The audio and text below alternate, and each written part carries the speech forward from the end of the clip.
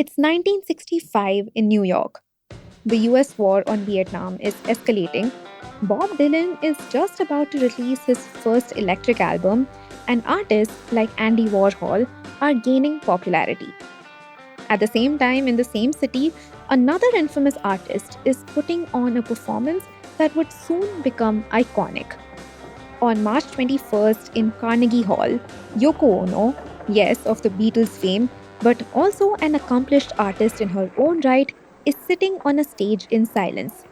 She is wearing a dark sweater, a dark skirt, and stockings under it. Her hair is parted on the side, pulled away from her face. As she sits, she's staring into the distance. Her face is blank, her back is straight. She is poised and unmoving. In front of her lies a pair of scissors. People start coming up to her, one after the other. They pick up the scissors and one by one begin cutting away pieces of fabric from her clothes.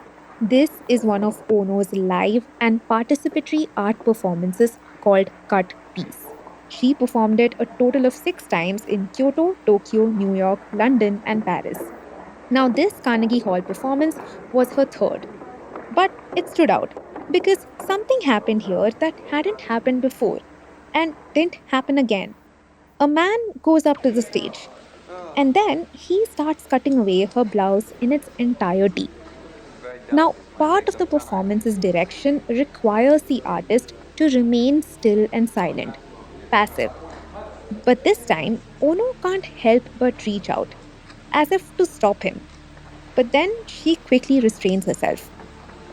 When she doesn't stop him, the man, after cutting away her blouse, starts to cut at her bra straps. As they break, the artist brings up her hands to cover herself. The immaculate picture from the beginning of the performance is gone. Yoko Ono continues sitting on the stage. Her skirt is missing a huge chunk on her thigh, and her hands are crossed in front of her chest as she holds up the tattered remains of her clothing. It's an uncomfortable sight. The lack of emotion on her face, the bare skin showing, how small and vulnerable she looks kneeling alone on the vast stage. She may look like a victim, and the point of the performance is to show that she kind of is. But she's also an artist, and she had invited the audience to participate in this performance. They could choose how much and where from to cut. They could even keep the piece for themselves. Yoko Ono willingly turned over her agency and power to a room full of strangers just to see what would happen. It was a performance by an adult for adults, all consenting, and the unpredictability of the participants was a part of the act. It was an understanding between artist and audience, a promise that while some things were allowed, others would not be. Cut to 2025, and a different adult is voicing another understanding, from one grown adult to others. Sam Altman, the founder of OpenAI, posted in a tweet that as part of the company's principle to treat adults like adults, it would be rolling out an erotic mode for verified users over 18. On paper, it was a decision that made sense. It's not a secret that sex sells. Even Altman had indicated before his tweet that he believed erotica could help boost the company's growth and revenue. See, the digital adult content market size is expected to grow from almost $62 billion in 2026 to more than $95 billion by 2031. That's a nearly 10% CAGR over the next 5 years. Now, back to 1965 and why I wanted to share Yoko Ono's story with you. See, Ono's performance showed what happens when you allow an audience near total agency over a singular body. You see, AI has been proliferating that exact act massively in recent times, with access to high quality deepfakes of multiple bodies and realistic image and video generation based only on a person's prompts. Take Grok's spicy mode, for example, which made headlines early this year when people started prompting it to undress images of women on X. Countries around the world issued notices for content takedowns and improved guardrails. As a response, the company limited its spicy mode to paid subscribers only. In just its first 12 months of monetization, Grok has actually clocked a revenue of nearly $80 million dollars as of January 2026. So, when Altman teased a December release for OpenAI's erotic mode in October 2025, it seemed like a logical next step for a company that has been panned for the amount of cash it's been burning. And the challenge for OpenAI would be to restrict the near total agency Ono showcased and make sure that no matter how much its users misbehaved, the product itself would not. But come December, and the supposed launch was shifted to the first quarter of 2026. The company claimed that it still needed to perfect its age gating system. On March 7, 2026, OpenAI told media outlet Axios that the release was pushed again. And then, just a few weeks later, on March 26, Financial Times reported that the project had been shelved indefinitely. So, if sex sells and OpenAI desperately needs to sell, why is it deprioritizing an obvious revenue stream? Welcome to Daybreak, a business podcast from the Ken. I'm your host, Rachel Verghese, and every day of the week, my co-host Snigdha Sharma and I will bring you one news story that is worth understanding and worth your time. Today is Wednesday, the 1st of April.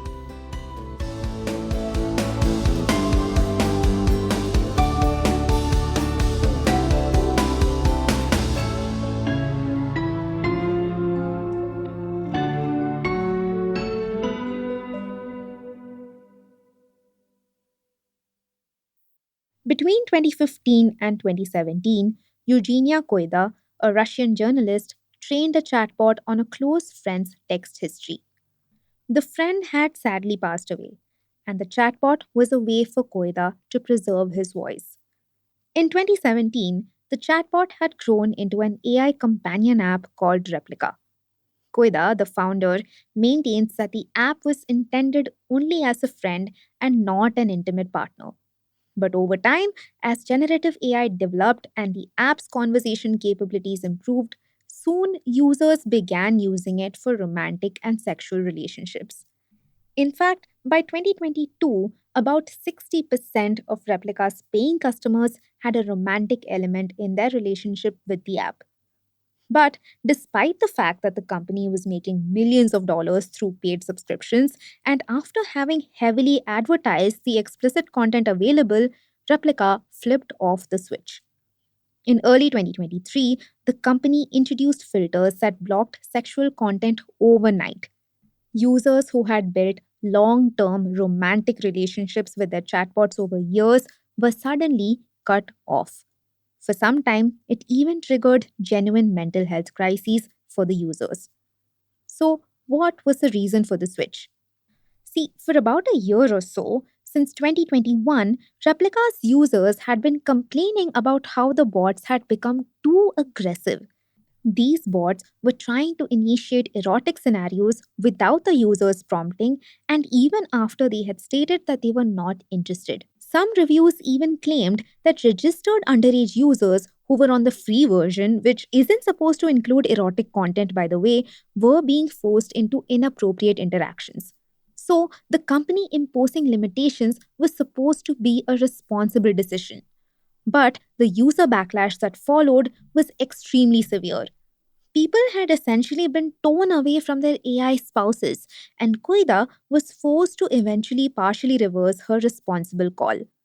People who had been using the app before February 2023 could revert to the old version of it and continue their relationships.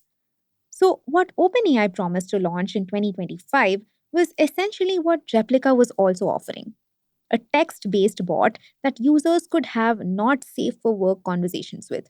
But having seen the challenges Replica and its peers were facing, there would have to be some caveats. And we'll get to what those are in a bit. Meanwhile, since then, the need for those caveats has only deepened since more players have entered the market. Character AI, the other popular app in the space, was founded in 2021, and it was clear about the intimate nature of its bots from the very beginning. What it does is allow users to create their chatbots based on anyone: celebrities, fictional characters, historical figures, or even entirely invented personalities. It has been incredibly successful, It hit a revenue of more than $30 million dollars in 2024, with monthly active users peaking at 28 million. It also attracted a $150 million raise from Andreessen Horowitz in 2023. And in 2024, Google paid nearly $3 billion dollars to the company. This payment was structured as both an investment and a non exclusive license for Character AI's language model technology. Now, despite its financial success, Character AI has also been under legal scrutiny. In late 2024, Sewell Setzer, a 14-year-old boy in Florida, allegedly committed suicide at the prompting of a chatbot from Character AI. A lawsuit filed by his mother claimed that he was in love with the bot and that they were sharing explicit chats. The company had to then block teens from accessing open ended chats and had to settle the lawsuit with the family. Now, as you can see, Character AI did hit scale on its intimate AI bot promise. But then, lawsuits like the one I just mentioned are now forcing it to strengthen its age verification systems. Situations like these highlight both the temptation for OpenAI and the challenge. Despite their successes, Character AI and Replica are nowhere near the scale and sheer size of OpenAI. They are not racing at a current valuation of more than $800 billion. dollars. They're not continuously wooing enterprise customers, and they're certainly not aiming for an IPO this year. Stay tuned.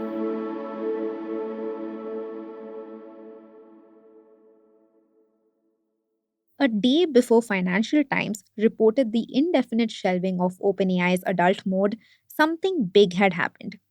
You might know what I'm talking about. Two of OpenAI's biggest competitors and peers, Google and Meta, lost a major lawsuit in America. They were found liable to be causing social media addiction in young users through the way their products are designed. The outcome of this case makes this an especially sensitive time for big tech companies and the responsibility they have towards their youngest users. And the cases with Replica and Character AI show the dangers of AI going awry and what happens when users aren't ready to deal with this kind of intimacy. OpenAI has tried to get ahead of it a little, especially by putting together a council on well being and AI. The council consists of scholars, psychologists, health and mental health professionals, many with a focus on child and adolescent safety. Still, it's important to note that the council plays only an advisory and guidance role. OpenAI may choose to enact or ignore their input entirely. Part of OpenAI's plan to be on the safe side is also to decide on some caveats, the ones I mentioned earlier. A Wall Street Journal report that had access to internal documents from the company revealed what these self imposed limitations were. The company wanted to block scenarios like non consensual behavior or child abuse. It also planned to keep the mode limited to text conversations only. ChatGPT's ability to generate erotic pictures, video, or voice would be restricted. But that doesn't mean that the risks are going anywhere. Wall Street Journal wrote, and I quote, even within those limits, OpenAI staffers have identified several risks, including the potential for compulsive use, emotional over reliance on the chatbot, a drive toward more extreme or taboo content, and crowding out offline social and romantic relationships. The kind of attachment that can grow and deepen with intimate chatbots and the long term effects it can have is genuinely concerning, which is probably why one of the internal advisors referred to the planned feature as OpenAI risking the creation of a sexy suicide coach. The advisor was referring to the many lawsuits that had been filed against OpenAI, alleging it of encouraging suicide and harmful behavior in its users. The same lawsuits, by the way, the company had actually flagged as one of the top risks to its business in a document shared with investors this year. Other than just the ethical issues, the company was also running into problems on a product level. Its brand new age prediction system that was supposed to keep minors away from inappropriate chats wasn't working as planned. Wall Street Journal reported that at one point it had a 12% error rate. Now, that doesn't sound like a lot at first, but it would actually allow millions of under 18 users into erotic chats every week. The company has also been having trouble weeding out the illegal content from the datasets based on explicit material. The developers would have to be very careful about removing content that shows behaviors such as child abuse, incest, or bestiality. All of this really illustrates why Financial Times reported that OpenAI's own investors were less than excited when Altman announced the erotic mode. Two sources told the Times that investors saw a relatively small upside for the business with far too many risks. Nearly 60 years ago, Yoko Ono's performance showed in real time what happens when an audience is allowed to be unregulated. OpenAI's promise to treat adults like adults, in principle, is essentially a similar case. But a multi-billion-dollar company can't stake its reputation on a product that is far too difficult to moderate and just as easy to misuse. Right now, there's a global movement underway.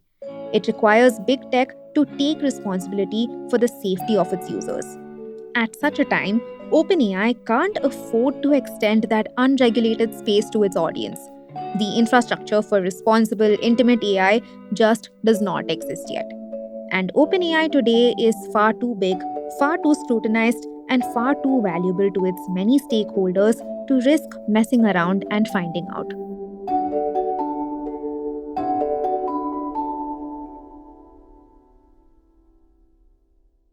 Daybreak is produced from the newsroom of The Ken, India's first subscriber focused business news platform. What you're listening to is just a small sample of our subscriber only offerings.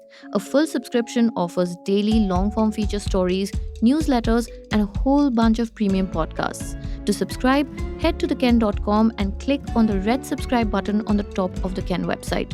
Today's episode was hosted and produced by my colleague Rachel Varghese and edited by Rajiv Sien.